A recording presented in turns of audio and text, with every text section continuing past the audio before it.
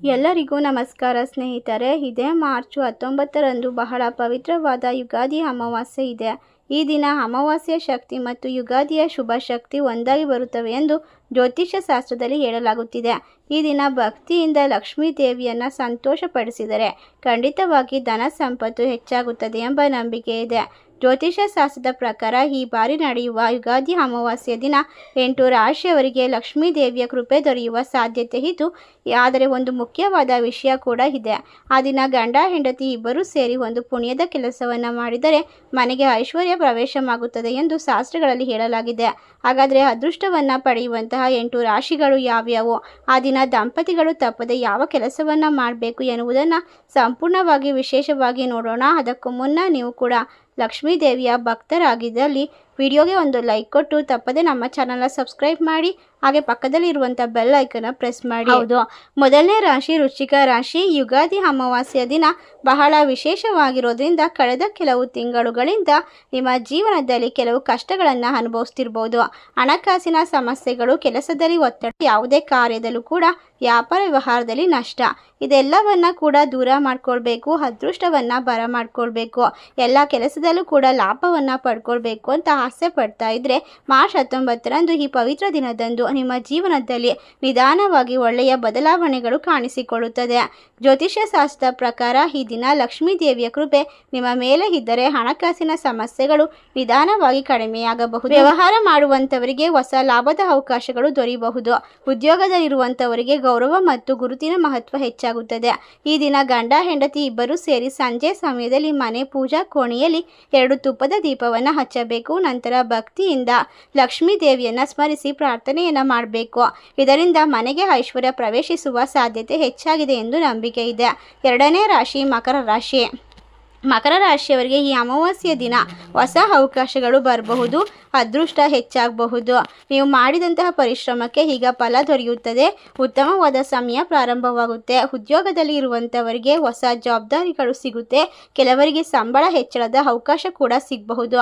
ಕುಟುಂಬ ಜೀವನದಲ್ಲಿ ಸಂತೋಷ ಹೆಚ್ಚಾಗಬಹುದು. ಗಂಡ ಹೆಂಡತಿ ನಡುವೆ ಇದ್ದಂಥ ಅಸಮಾಧಾನಗಳು ದೂರವಾಗುತ್ತೆ. ಈ ದಿನ ಗಂಡ ಹೆಂಡತಿ ಇಬ್ಬರು ಸೇರಿ ದೇವರಿಗೆ ಸಿಹಿ ನೈವೇದ್ಯವನ್ನು ಅರ್ಪಿಸಬೇಕು. ಇದರಿಂದ ಲಕ್ಷ್ಮೀ ದೇವಿಯ ಕೃಪಕಟಾಕ್ಷ ದೊರೆಯುತ್ತದೆ ಎಂದು ಹೇಳಲಾಗುತ್ತದೆ. ಮೂರನೆಯ ರಾಶಿ ಕುಂಭರಾಶಿ. ಕುಂಭರಾಶಿಯವರಿಗೆ ಈ ದಿನ ಅದೃಷ್ಟದ ಬಾಗಿಲು ತೆರೆಯುವಂತಹ ಸಮಯ. ನೀವು ಬಹಳ ದಿನಗಳಿಂದ ಕಾಯುತ್ತಿರುವಂತಹ ಅವಕಾಶಗಳು ದೊರೆಯಬಹುದು. ವ್ಯವಹಾರ ಮಾಡುವವರಿಗೆ ಲಾಭ ಹೆಚ್ಚಾಗಬಹುದು. ಹೊಸ ಗ್ರಾಹಕರು ದೊರೆಯಬಹುದು. ಈ ದಿನ ಗಂಡ ಹೆಂಡತಿ ಇಬ್ಬರು ಸೇರಿ ಬಡವರಿಗೆ ಅನ್ನದಾನ ಮಾಡೋದು ತುಂಬ ಶುಭಕರ. ದಾನ ಮಾಡಿದರೆ ಲಕ್ಷ್ಮೀ ದೇವಿಯ ಆಶೀರ್ವಾದ ಹೆಚ್ಚಾಗುತ್ತದೆ. ನಾಲ್ಕನೇ ರಾಶಿ ಮೀನರಾಶಿ. ಮೀನರಾಶಿಯವರಿಗೆ ಈ ಅಮಾವಾಸ್ಯೆಯ ದಿನ ತುಂಬ ಶುಭಕರವಾಗಿರಬಹುದು. ನಿಮ್ಮ ಜೀವನದಲ್ಲಿ ಇರುವ ಕೆಲವು ಅಡೆತಡೆಗಳು ನಿಧಾನವಾಗಿ ದೂರವಾಗಬಹುದು. ಹಣಕಾಸಿನ ವಿಚಾರದಲ್ಲಿ ಉತ್ತಮ ಬೆಳವಣಿಗೆ ಕಾಣಿಸಿಕೊಳ್ಳಬಹುದು. ಕುಟುಂಬದಲ್ಲಿ ಸಂತೋಷ ಹೆಚ್ಚಾಗಬಹುದು. ಈ ದಿನ ಗಂಡ ಹೆಂಡತಿ ಇಬ್ಬರು ಸೇರಿ ಮನೆಯ ಪೂಜಾ ಕೋಣೆಯಲ್ಲಿ ದೀಪ ಹಚ್ಚಿದರೆ, ಲಕ್ಷ್ಮೀ ದೇವಿಯನ್ನು ಪ್ರಾರ್ಥಿಸಿದರೆ ನಿಮ್ಮ ಆಸೆಗಳು ಕನಸುಗಳು ನನಸಾಗುತ್ತದೆ. ಐದನೇ ರಾಶಿ ಮೇಷರಾಶಿ. ಮೇಷರಾಶಿಯವರಿಗೆ ಈ ದಿನ ಶುಭ ದಿನ, ಹೊಸ ದಿನದ ಆರಂಭದ ಸಂಕೇತವಾಗಿರಬಹುದು.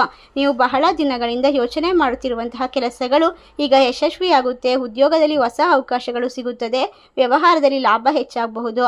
ಈ ಒಂದು ದಿನ ಗಂಡ ಹೆಂಡತಿ ಇಬ್ಬರು ಸೇರಿ ದೇವರಿಗೆ ಹಣ್ಣನ್ನು ಅರ್ಪಿಸಬೇಕು.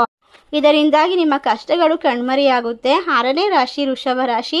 ವೃಷಭ ರಾಶಿಯವರಿಗೆ ಈ ದಿನದಂದು ಧನದ ಯೋಗ ಪ್ರಾರಂಭವಾಗೋದ್ರಿಂದ ನೀವು ಮಾಡಿದಂತಹ ಪರಿಶ್ರಮಕ್ಕೆ ಫಲ ದೊರೆಯುವ ಸಮಯ. ಕುಟುಂಬದಲ್ಲಿ ಸಂತೋಷ ಹೆಚ್ಚಾಗಬಹುದು.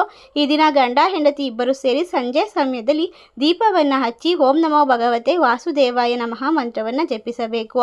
ಏಳನೇ ರಾಶಿ ಮಿಥುನ ರಾಶಿ. ಈ ರಾಶಿಯವರಿಗೆ ಮಾರ್ಚ್ 19ರಂದು ಬರುವಂತಹ ಯುಗಾದಿ ಅಮಾವಾಸ್ಯೆ ದಿನ ತುಂಬ ವಿಶೇಷವಾಗಿರುತ್ತದೆ. ಕಳೆದ ಹಲವು ತಿಂಗಳುಗಳಿಂದ ನಿಮ್ಮ ಜೀವನದಲ್ಲಿ ಹಲವಾರು ರೀತಿಯ ಚಿಂತೆಗಳು ಬರಬಹುದು. ಕೆಲವೊಮ್ಮೆ ಕೆಲಸದಲ್ಲಿ ತೊಂದರೆಗಳು, ಮಾಡಿದಂತಹ ಕೆಲಸಕ್ಕೆ ಪರಿಶ್ರಮದ ಫಲ ದೊರೆತಿಲ್ಲ, ಮನಸ್ಸಿನಲ್ಲಿ ನಿರಾಸೆ ಉಂಟಾಗಿರಬಹುದು. ಹಣಕಾಸಿನ ವಿಚಾರದಲ್ಲಿ ತೊಂದರೆಗಳು ಕೂಡ ಎದುರಾಗಿರಬಹುದು. ಆದರೆ ಈ ಅಮಾವಾಸ್ಯೆ ದಿನ ನಿಮ್ಮ ಜೀವನದಲ್ಲಿ ನಿಧಾನವಾಗಿ ಒಳ್ಳೆಯ ಬದಲಾವಣೆಗಳು ಕಾಣಿಸಿಕೊಳ್ಳುವಂತಹ ಸಾಧ್ಯತೆ ಇದೆ ಎಂದು ಜ್ಯೋತಿಷ್ಯದಲ್ಲಿ ಹೇಳಲಾಗುತ್ತಿದೆ. ವಿಶೇಷವಾಗಿ ಈ ದಿನ ಲಕ್ಷ್ಮೀ ದೇವಿಯ ಕೃಪೆ ನಿಮ್ಮ ಮೇಲೆ ಇದ್ದರೆ ಹಣಕಾಸಿನ ವಿಚಾರದಲ್ಲಿ ಉತ್ತಮ ಬದಲಾವಣೆಯನ್ನು ಕಾಣಬಹುದು. ನೀವು ಬಹಳ ದಿನಗಳಿಂದ ಕಾಯುತ್ತಿರುವ ಹಣ ಸಿಗುವ ಸಾಧ್ಯತೆ ಕೂಡ ಇದೆ. ಉದ್ಯೋಗದಲ್ಲಿರುವಂಥವರಿಗೆ ಹೊಸ ಅವಕಾಶಗಳು ದೊರೆಯಬಹುದು. ಕೆಲವರಿಗೆ ಹೊಸ ಕೆಲಸದ ಪ್ರಸ್ತಾಪ ಕೂಡ ಬರಬಹುದು. ನಿಮ್ಮ ಪರಿಶ್ರಮಕ್ಕೆ ಗುರುತಿಸುವಂತಹ ಸಮಯ ಈಗ ನಿಧಾನವಾಗಿ ಆರಂಭವಾಗುತ್ತೆ. ವ್ಯವಹಾರ ಮಾಡುವಂಥವರಿಗೆ ಈ ಸಮಯ ಲಾಭದಾಯಕವಾಗಿರುತ್ತೆ. ಹೊಸ ಗ್ರಾಹಕರು ದೊರೆಯಬಹುದು ಮತ್ತು ಹೊಸ ಯೋಜನೆಗಳು ಯಶಸ್ವಿಯಾಗುವ ಸಾಧ್ಯತೆ ಇದೆ. ಕುಟುಂಬ ಜೀವನದಲ್ಲೂ ಸಂತೋಷ ಹೆಚ್ಚಾಗುತ್ತೆ. ಗಂಡ ಹೆಂಡತಿ ನಡುವೆ ಇದ್ದ ಸಣ್ಣ ಪುಟ್ಟ ಮನಸ್ತಾಪಗಳು ದೂರವಾಗುತ್ತದೆ ಮತ್ತು ಪರಸ್ಪರ ಅರ್ಥ ಮಾಡಿಕೊಳ್ಳುವ ಮನಸ್ಸು ಹೆಚ್ಚಾಗಬಹುದು. ಆದರೆ ಈ ಶುಭ ಸಮಯದಲ್ಲಿ ಶುಭ ಫಲವನ್ನು ಇನ್ನಷ್ಟು ಹೆಚ್ಚಿಸಲು ಒಂದು ಸಣ್ಣ ಕೆಲಸ ಮಾಡಬೇಕಾಗುತ್ತದೆ. ಆ ದಿನ ಬೆಳಗ್ಗೆ ಅಥವಾ ಸಂಜೆ ಸಮಯದಲ್ಲಿ ಗಂಡ ಹೆಂಡತಿ ಇಬ್ಬರು ಸೇರಿ ಪೂಜಾ ಕೋಣೆಯಲ್ಲಿ ಒಂದು ದೀಪವನ್ನು ಹಚ್ಚಬೇಕು. ನಂತರ ಓಂ ನಮೋ ಭಗವತೆ ವಾಸುದೇವಾಯ ನಮಃ ಮಂತ್ರವನ್ನು ಜಪಿಸಬೇಕು. ನಂತರ ಲಕ್ಷ್ಮೀ ದೇವಿಯನ್ನು ಪೂಜಿಸಬೇಕು. ಮನಸ್ಸಿನಲ್ಲಿ ನಿಮಗೆ ಶಾಂತಿ, ಐಶ್ವರ್ಯ, ಸಂತೋಷ ಬರಲಿ ಎಂದು ಬೇಡಿಕೊಳ್ಬೇಕು. ಈ ರೀತಿಯಾಗಿ ಮಾಡಿದರೆ ನಿಮ್ಮ ಮನೆಗೆ ಧನದ ಪ್ರವಾಹ ನಿಧಾನವಾಗಿ ಹೆಚ್ಚಾಗುತ್ತೆ ಎಂಬ ನಂಬಿಕೆ ಇದೆ. ಜೊತೆಗೆ ಜೀವನದಲ್ಲಿ ಹೊಸ ಅವಕಾಶ ಕೂಡಿ ಬರುತ್ತದೆ. ಆದ್ದರಿಂದ ಮಿಥುನ ರಾಶಿಯವರು ಯುಗಾದಿ ಅಮಾವಾಸ್ಯೆಯ ದಿನದಂದು ಭಕ್ತಿಯಿಂದ ಆಚರಿಸಿದರೆ ಜೀವನದಲ್ಲಿ ಒಳ್ಳೆಯ ಬದಲಾವಣೆಯನ್ನು ಕಾಣುವ ಸಾಧ್ಯತೆ ಹೆಚ್ಚಾಗಿದೆ. ಕೊನೆಯದಾಗಿ ಕಟಕ ರಾಶಿಯವರು ಮಾರ್ಚ್ 19 ನಡೆಯುವ ಯುಗಾದಿ ಅಮಾವಾಸ್ಯೆ ದಿನ ಅದೃಷ್ಟದ ತಿರುವು ತರಬಹುದಾದ ದಿನವಾಗಿರಬಹುದು. ಕಳೆದ ಕೆಲವು ಸಮಯದಿಂದ ನಿಮ್ಮ ಜೀವನದಲ್ಲಿ ಕೆಲವು ಅಡೆತಡೆಗಳು ಎದುರಾಗಬಹುದು. ಕೆಲವೊಮ್ಮೆ ಮಾಡಿದಂತಹ ಕೆಲಸಗಳು ಮಧ್ಯದಲ್ಲೇ ನಿಂತು ಹೋಗಿರುವಂತಹ ಸಾಧ್ಯತೆ ಅನುಭವ ಆಗಿರಬಹುದು. ಹಣಕಾಸಿನ ವಿಚಾರದಲ್ಲಿ ತೊಂದರೆಗಳು ಎದುರಾಗಿರಬಹುದು. ಆದರೆ ಈ ಅಮಾವಾಸ್ಯೆ ದಿನದಿಂದ ನಿಮ್ಮ ಜೀವನದಲ್ಲಿ ನಿಧಾನವಾಗಿ ಉತ್ತಮವಾದ ಬೆಳವಣಿಗೆ ಪ್ರಾರಂಭವಾಗುವ ಸಾಧ್ಯತೆ ಇದೆ. ಜ್ಯೋತಿಷ್ಯದ ಪ್ರಕಾರ ಈ ದಿನ ಲಕ್ಷ್ಮೀದೇವಿಯ ಕೃಪೆ ನಿಮ್ಮ ಮೇಲೆ ಇದ್ದರೆ ನಿಮ್ಮ ಮನೆಗೆ ಐಶ್ವರ್ಯ ಸಮೃದ್ಧಿ ಹೆಚ್ಚಾಗುತ್ತದೆ. ಆದ್ದರಿಂದ ಕೆಲವೊಮ್ಮೆ ಸಂಬಳ ಹೆಚ್ಚಳವಾಗುವ ಸಾಧ್ಯತೆ ಇದೆ. ಈ ಸಮಯ ಶುಭ ಫಲವನ್ನು ಪಡೆದುಕೊಳ್ಳಲು ಒಂದು ಸರಳ ಪೂಜೆ ಮಾಡೋದು ಉತ್ತಮ. ಸಂಜೆ ಸಮಯದಲ್ಲಿ ಗಂಡ ಹೆಂಡತಿ ಇಬ್ಬರು ಸೇರಿ ಪೂಜಾ ಕೋಣೆಯಲ್ಲಿ 2 ದೀಪವನ್ನು ಹಚ್ಚಬೇಕು. ನಂತರ ಭಕ್ತಿಯಿಂದ ಲಕ್ಷ್ಮೀ ದೇವಿಯ ಪ್ರಾರ್ಥನೆ ಮಾಡಬೇಕು. ಸಿಹಿ ನೈವೇದ್ಯವನ್ನು ಅರ್ಪಿಸಬೇಕು. ಇದರಿಂದ ಐಶ್ವರ್ಯ ಪ್ರಾಪ್ತಿಯಾಗುತ್ತೆ. ಜೀವನದಲ್ಲಿರ್ತಕ್ಕ ಅನೇಕ ರೀತಿಯ ಅಡೆತಡೆಗಳು ನಿಧಾನವಾಗಿ ದೂರವಾಗಬಹುದು.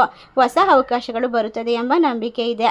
ಆದ್ದರಿಂದ ಕಟಕ ರಾಶಿಯವರು ಈ ಪವಿತ್ರ ದಿನದಂದು ಭಕ್ತಿಯಿಂದ ಆಚರಿಸಿ ಮನೆಗೆ ಸಂತೋಷ ಸಮೃದ್ಧಿಯನ್ನು ಹೆಚ್ಚಿಸಿಕೊಳ್ಳಬಹುದು. ಈ 8 ರಾಶಿಗಳಲ್ಲಿ ವಿಶೇಷವಾಗಿ ಲಾಭ, ಸಮೃದ್ಧಿ, ಐಶ್ವರ್ಯ, ಶಾಂತಿ, ಸುಖ, ಶಾಂತಿ, ಕುಟುಂಬದಲ್ಲಿ ನೆಮ್ಮದಿಯ ಜೀವನವನ್ನು ಕಂಡುಕೊಳ್ಳುವ ರಾಶಿಗಳಲ್ಲಿ ನಿಮ್ಮ ರಾಶಿ ಇದ್ದರೂ ಇಲ್ಲದಿದ್ದರೂ ಭಕ್ತಿಯಿಂದ ಓಂ ನಮೋ ಭಗವತೆ ವಾಸುದೇವಾಯ ನಮಃ ಎಂದು ತಪ್ಪದೇ ಕಮೆಂಟ್ ಮಾಡಿ ನಮ್ಮ ಚಾನಲ್ಗೆ ಸಬ್ಸ್ಕ್ರೈಬ್ ಮಾಡಿ. ಸರ್ವೇ ಜನ ಸುಖಿನೋ ಭವಂತು. ಧನ್ಯವಾದಗಳು.